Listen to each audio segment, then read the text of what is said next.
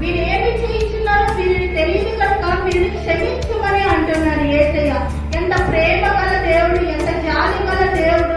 అదే మనకి ఎవరైనా మనకి హాని చేసినప్పుడు మనం వాళ్ళని చూసినప్పుడు చాలా కోపడతాం, వీళ్ళకి ఏమన్నా జరగాలి అప్పుడు కానీ వీళ్ళకి బుద్ధి రాదు అని మనం అనుకుంటుంటాం అనమాట.